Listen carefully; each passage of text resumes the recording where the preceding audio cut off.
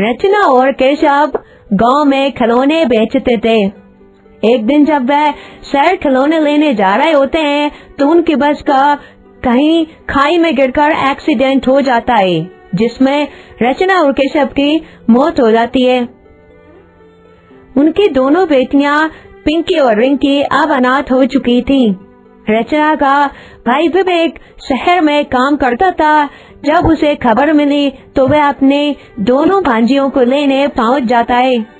विवेक का परिवार दूसरे शहर में रहता था, इसलिए विवेक अपनी दोनों भांजियों को लेकर दूसरे शहर वाले घर में पहुंच जाता है। आ गई तुम दोनों, मैं तुम्हारा ही इंतजार कर रही थी। मैं कब से तुम दोनों की राह देख रही थी। तुम दोनों यहाँ पर आराम से रहना। अब हम ही तुम्हारे मम्मी पापा हैं, ठीक है? मामी, आप बहुत अच्छी हो। मामी, मम्मी पापा की बहुत याद आती है। मामी, मम्मी पापा के जाने के बाद हम बिल्कुल अकेले हो गए हैं। हम दोनों का मन नहीं लगता अब। कोई बात नहीं बच्चों, चिंता मत करो। धीरे धीरे समय के साथ सब ठीक हो जाएगा। चलो अब तुम दोनों आराम कर लो, ठीक है? थक गए होगे तुम। पिंकी और रिंकी सुनैना के साथ कमरे में चली जाती हैं। तभी ममता, तुम्हारा व्यवहार देखकर मुझे बहुत खुशी हुई। अब मुझे अपनी दोनों भांजियों की कोई चिंता नहीं रहेगी। अच्छा ठीक है, मैं ऑफिस के लिए निकलता हूँ। तुम मेरे दोनों भांजियों का अच्छे से ख्याल रखना और अपना पी और अपनी छोटी गुड़िया का भी ख्याल रखना। मैं तुम्हारे खर्चे के पैसे शहर से ही भेज दिया करूँगा, ठीक है? तुम इन दोनों भांजियों का इनकी सगी माँ से भी ज्यादा ख्याल रखना। अजी आप भी ना चिंता मत कीजिए। आप शहर में आराम से काम करना, मैं यहाँ पर सब कुछ संभाल लूंगी। और वैसे भी अब तो माँ भी आ रही है, तो उनके साथ मेरा भी मन लगा रहेगा। ये तो और भी अच्छी बात है। फिर मैं 1-2 दिन में शहर के लिए निकल जाता हूँ। केशव 1-2 दिन में शहर चला जाता है। उसके बाद ममता की माँ रहने के लिए ममता के घर आ जाती है।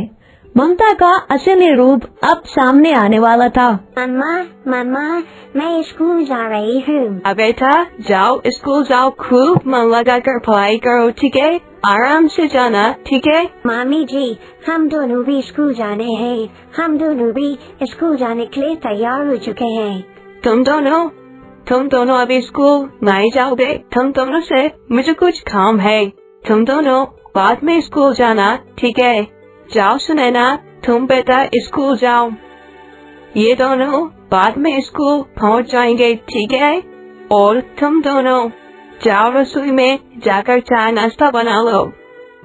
माँ को दवाई लेनी है और मेरे भी घुटनों में थोड़ा दर्द है, तो इसलिए काम करना मुश्किल है। काम तो तुमको करवाना ही पड़ेगा, ठीक है? जाओ अब रसोई में जाओ। पिंकी और रिंकी उदास मन से रसोई में चली जाती हैं और चाय नाश्ता बनाने में लग जाती हैं। तभी ममता की माँ ममता से बोलती है, अरे इन दोनों को स्कूल भेजने की क्या जरूरत है?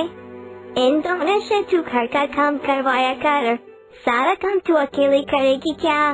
नहीं माँ, ऐसा नहीं कर सकते। स्कूल तो मुझे इनको भेजना ही होगा, नहीं तो इनके मामा को पता चल गया कि ये स्कूल नहीं जा रहे हैं तो वह बहुत गुस्सा होंगे।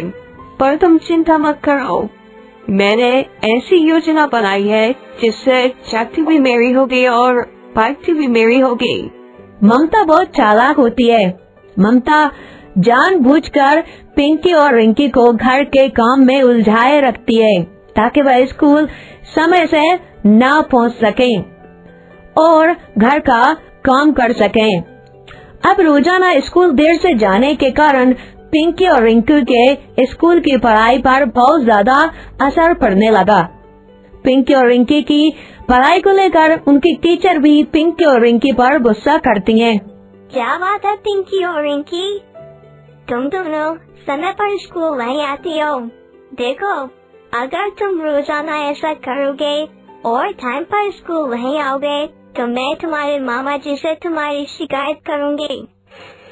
नहीं नहीं नहीं नहीं टीचर जी, आप हमारे मामा जी को नहीं बताना, हम कल से स्कूल टाइम पर आएंगे।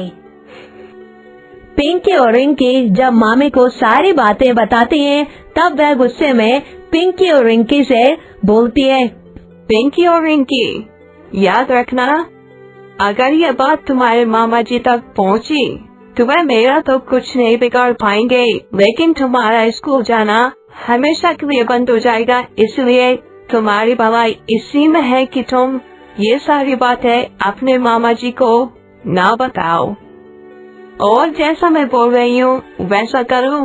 पिंकी और रिंकी दोनों मासूम अनाथ बच्चे किसी से कुछ नहीं कहते। अगले दिन फिर स्कूल लेट पहुँचते हैं, क्योंकि ममता ने उन्हें घर के बहुत सारे काम पकड़ा दिए होते हैं, इसलिए वह लेट हो जाते हैं। स्कूल की छुट्टी होने के बाद पिंकी और रिंकी एक पेड़ के नीचे बैठते हैं, जहाँ पर वे अपने मम्मी पापा को याद कर कर रो रही होती हैं। मम्मी पापा, आप हमें छोड़कर कहाँ चले गए और क्यों चले गए? हमें आपकी बहुत याद आती है।